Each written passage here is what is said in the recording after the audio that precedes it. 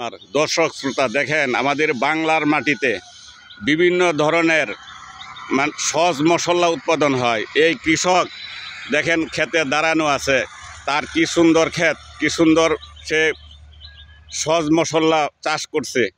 এগুলি আসলে আমাদের এই অত্র এলাকায় একটু কমই চাষ করে, সকলে ধানের দিকে ঝুঁক, কিন্তু তারপরেও এই কৃষক দেখেন কত সুন্দর করে সে সহজ মশলার চাষ করেছে। তার ক্ষেতে বসন্তের ফুল ফুটেছে, তার মশলার মধ্যেও ফুল ফুটেছে, ছোঁয়া লেগেছে বসন্ত। কৃষক তার মুখে কত হাসি, দেখেন কি সুন্দর হাসি হাসছে। কৃষকের ফসল যখন ভালো হয় জমিতে, তখন কৃষক তার মুখে হাসি ফুটে। আমরা বাঙ্গাল রফিক পেজকে বেশি বেশি লাইক দেই, ফলো দেই। দেশি এবং প্রবাসী সকল ভাইদের কাছে ভাইকে অভিনন্দন জানাই লাইভ সাবস্ক্রাইব ফলো দেওয়ার জন্য।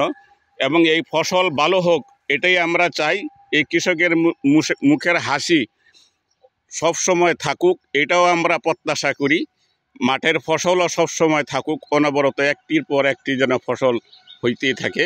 এ দেশের উন্নয়ন সাফল্য মণ্ডিত হোক। আমরা সকলকে অভিনন্দন জানিয়ে, এখানে কিছু শুকনা মরিচ লাগানো আছে এই কৃষকেরই। দেখেন কৃষক সে কত সুন্দরভাবে সকল কিছুই চাষ করেছে। তার চাষের সফলতাগুলি আপনাদেরকে একটু দেখাচ্ছি। আপনারা বেশি বেশি লাইক ফলো সাবস্ক্রাইব করে দেন বাঙ্গাল রফিক পেজে। ধন্যবাদ আপনাদের সকলকেই।